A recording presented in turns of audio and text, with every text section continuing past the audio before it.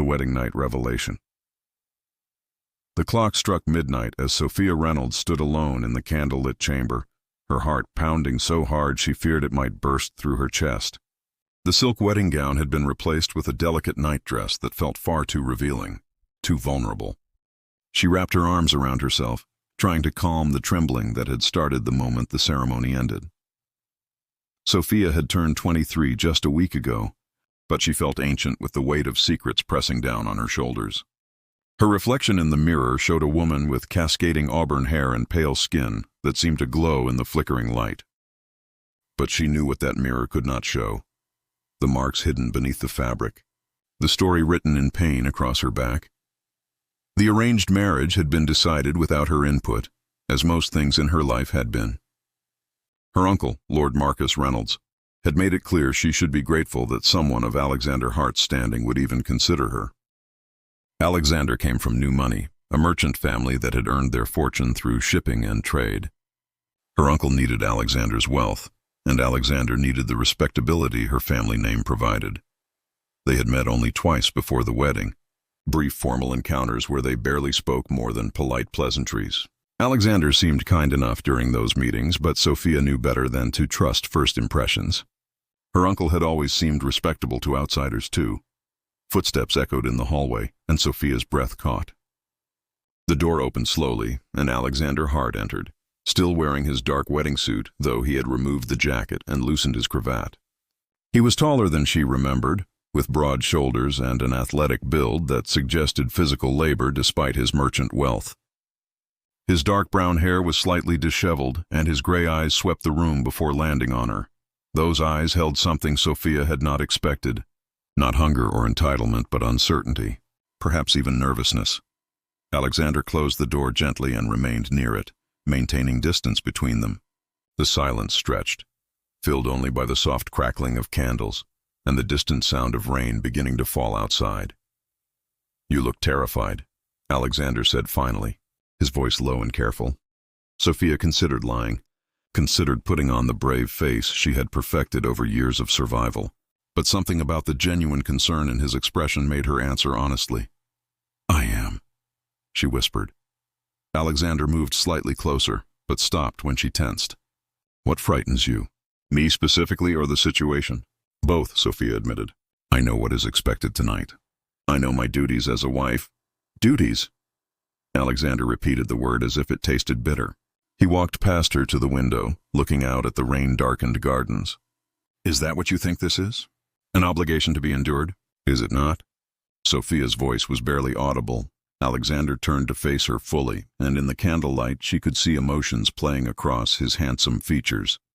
Frustration, sadness, determination. "I will not lie to you, Sophia. I agreed to this marriage for practical reasons. My family needs social legitimacy, and your family needs financial security. But I refuse to treat you as merely a transaction to be completed." He took a breath. "I want to make you a promise right now. I will never force myself upon you. Not tonight, not ever. What happens between us will only happen if you truly want it."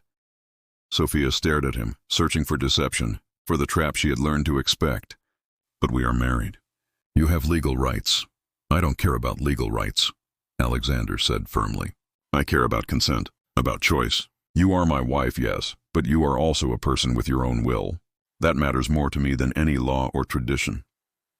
Something cracked inside Sophia's chest, a tiny fissure in the wall she had built around her heart. No man had ever spoken to her this way. Her uncle certainly never had. "I don't understand you," she said softly. "Why would you agree to marry someone you barely know if you feel this way?"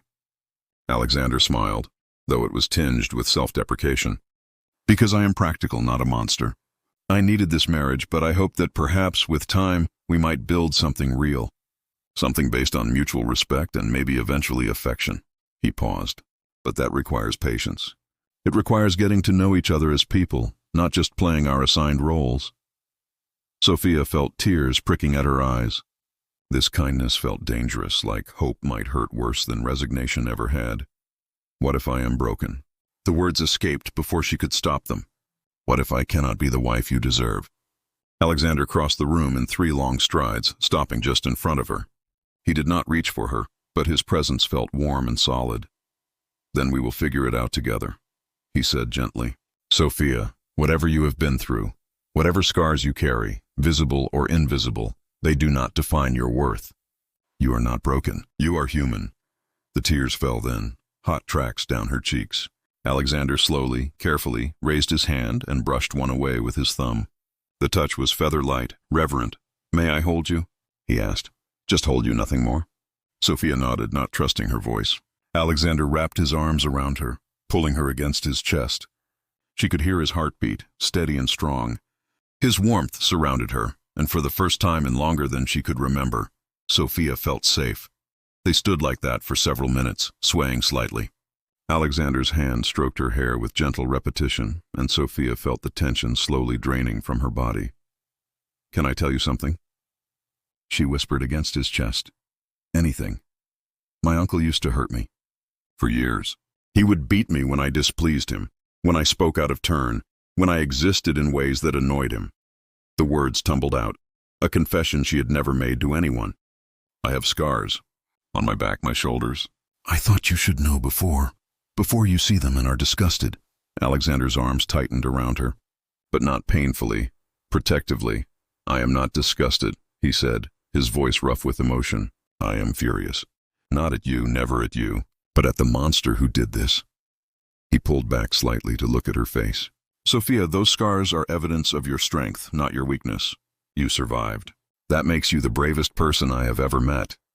Sophia looked up into his gray eyes and saw only truth there. Only compassion and anger on her behalf. I want to try, she said suddenly. Not everything, not tonight. But I want to try to trust you, to believe that this might be different. Morning after in New Beginnings, Alexander smiled, a genuine expression that transformed his entire face from merely handsome to breathtaking. He cupped Sophia's face gently in his hands, his thumbs brushing away the remaining tears from her cheeks. We have all the time in the world, he said softly. There is no rush. We can take this one moment at a time. Sophia nodded, feeling something unfamiliar blooming in her chest. It took her a moment to recognize it as hope. Alexander led her to the large four-poster bed, but instead of the terror she had expected to feel, Sophia found herself curious. He sat on the edge first, then patted the space beside him. Come sit with me, he said. Let us just talk for a while. They sat side by side, shoulders barely touching. Alexander began asking her questions, simple things at first. What were her favorite books? Did she enjoy music? What did she dream about when she allowed herself to dream? Sophia answered haltingly at first, unused to anyone caring about her opinions. But Alexander listened with genuine interest, asking follow-up questions, sharing his own preferences in return. She learned that he loved the sea, that he had traveled extensively with his father's merchant ships.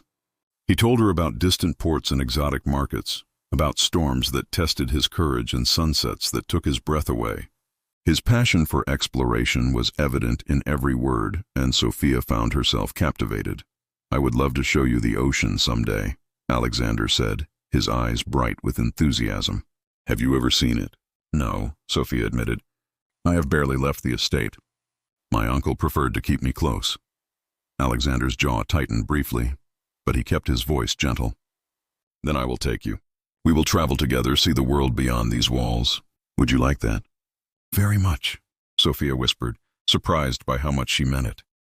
As they talked, the hour grew late. The candles burned lower, casting longer shadows across the room. Sophia found herself relaxing incrementally, the knots of tension in her shoulders beginning to unwind. Alexander made her laugh with stories of mishaps on his travels, of misunderstandings with foreign merchants and near disasters that turned into adventures. I think I misjudged you, Sophia said during a comfortable silence. When we first met, I thought you seemed cold and distant. I was nervous, Alexander admitted. I wanted to make a good impression, so I probably came across as stiff and formal. The truth is, I was terrified of disappointing you. Disappointing me? Sophia looked at him in surprise. I thought I was the one who might disappoint you. Alexander turned to face her more fully, taking her hand in his. Sophia, arranged marriages are complicated. I know you did not choose this any more than I did, but I looked at you during our meetings and saw someone intelligent and thoughtful behind the polite mask. I hope that maybe, with time and patience, We might find something real together. His thumb traced circles on the back of her hand, a soothing gesture that sent unexpected warmth through her body. Sophia realized with some surprise that she liked his touch, that it made her feel treasured rather than threatened. "May I kiss you?" Alexander asked suddenly. "Just a kiss, nothing more. But I would very much like to kiss my wife." Sophia's heart raced, but not entirely from fear this time. There was anticipation mixed in, curiosity about what a gentle kiss might feel like. She nodded, her voice caught in her throat. Alexander leaned in slowly, giving her every opportunity to change her mind. When his lips finally met hers, the touch was feather-light, questioning rather than demanding. His mouth moved against hers with careful tenderness, and Sophia felt electricity spark through her entire body. The kiss deepened gradually. Alexander's hand moved to the back of her neck, his fingers tangling gently in her hair. Sophia's hands found his chest, feeling the solid warmth of him through his shirt. When his tongue traced her lower lip, she gasped, and Alexander took the invitation to explore further. The sensation was overwhelming in the best possible way. Sophia had never imagined that kissing could feel like this, like drowning and flying simultaneously. Her body responded in ways she did not fully understand, heat pooling low in her belly, her skin becoming impossibly sensitive. When they finally broke apart, both were breathing heavily. Alexander rested his forehead against hers, his eyes closed. "That was extraordinary," he murmured. "Yes," Sophia agreed breathlessly. "It was." They sat in comfortable silence for a moment, the air between them charged with new energy. Sophia felt different, transformed somehow by that single kiss.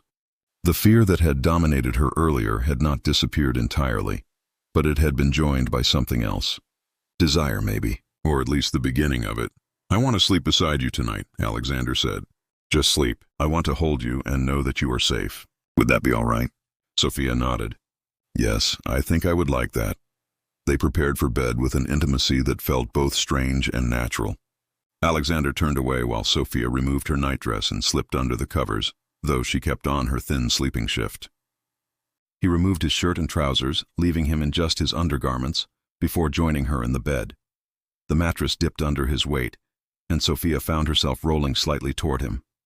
Alexander opened his arms in invitation, and after only a brief hesitation, Sophia moved into his embrace.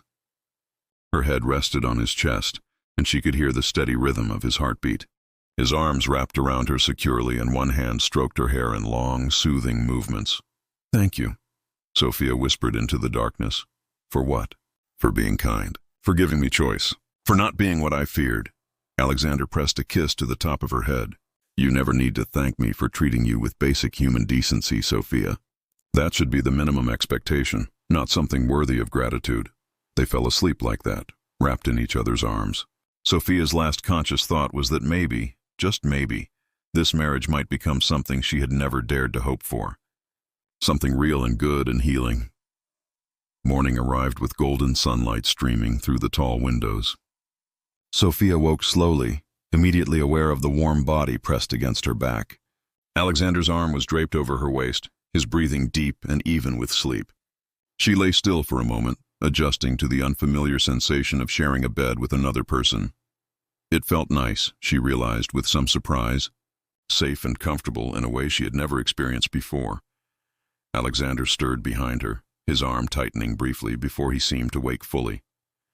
"Good morning," he murmured against her hair, his voice rough with sleep. "Good morning," Sophia replied softly. They lay together for several minutes, neither moving, simply existing in the peaceful quiet of early morning. Finally, Alexander shifted, propping himself up on one elbow to look down at her. "How do you feel?" he asked. Sophia considered the question seriously. "Different. Better than I expected. Less afraid." "Good," Alexander smiled. "What would you like to do today?" "Today?" Sophia blinked in confusion. "Do we not have obligations?" "Appearances to maintain." "Not today," Alexander said firmly. "Today is ours. We can do whatever we want. Stay in bed and talk more. Take a walk in the gardens if the weather is nice. Read together. Whatever brings you joy." The concept was so foreign that Sophia struggled to process it. A day with no obligations, no one to please except themselves. "I think," she said slowly, I would like to have breakfast together. And then maybe you could show me your library? You mentioned last night that you have quite an extensive collection. Alexander's face lit up. I would love nothing more. I have books from all over the world, many in languages you have probably never encountered. We could spend hours exploring them. They rose and dressed with a new ease between them. Alexander called for breakfast to be brought to a private sitting room rather than the formal dining hall. Over tea and pastries, they continued their conversation from the night before, the words flowing more naturally now. Sophia found herself studying Alexander in the morning light. He was undeniably attractive, with strong features and expressive eyes that crinkled at the corners when he smiled. But more than his physical appearance, she was drawn to his manner. The way he listened intently when she spoke. The way he seemed genuinely interested in her thoughts and opinions. The way he treated her like an equal rather than a possession. What are you thinking about? Alexander asked, catching her staring. Sophia felt heat rise to her cheeks. I was thinking that I am glad it was you. That if I had to enter an arranged marriage, I am fortunate it was with someone like you. Alexander reached across the small table and took her hand. I feel the same way. I know we have only just begun, but I already feel like I have found something precious. The moment stretched between them, charged with possibility. Sophia realized that somewhere during the long night and gentle morning, her perspective had shifted fundamentally. This marriage was no longer just something to be endured. It had become something she actively wanted to explore and nurture. Alexander, she said quietly, I want to show you something. The scars I mentioned last night, I think I need you to see them, to truly understand what I have been through. Alexander's expression became serious. Only if you are ready. There is no rush. I am ready, Sophia said, and realized it was true. She stood and turned her back to him, slowly untying the laces of her morning dress. The fabric slipped down her shoulders, revealing the thin chemise beneath. With trembling fingers, she pulled that down as well, exposing her upper back to his gaze. The silence behind her was deafening.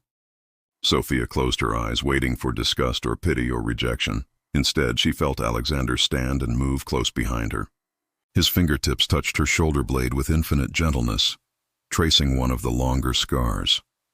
How old were you when this started? His voice was thick with suppressed emotion. 12, Sophia whispered. When my parents died and I went to live with my uncle. 10 years, Alexander said, and she could hear the rage carefully controlled beneath his words. 10 years of this. His arms came around her from behind, pulling her back against his chest. He pressed his face into her hair, and Sophia felt dampness on her neck. He was crying, she realized. Crying for her pain, for the child she had been, for the injustice of it all. I swear to you, Alexander said fiercely, no one will ever hurt you again. Not while I draw breath. You are under my protection now, and I will use every resource I have to keep you safe. Sophia turned in his arms, letting him see the tears streaming down her own face. I believe you. They held each other in the morning sunlight, two people beginning to heal together. Outside, life continued. But in that moment, in that room, Sophia Reynolds' heart began to understand what it meant to be truly cherished. And for the first time in 10 years, she allowed herself to believe in the possibility of happiness.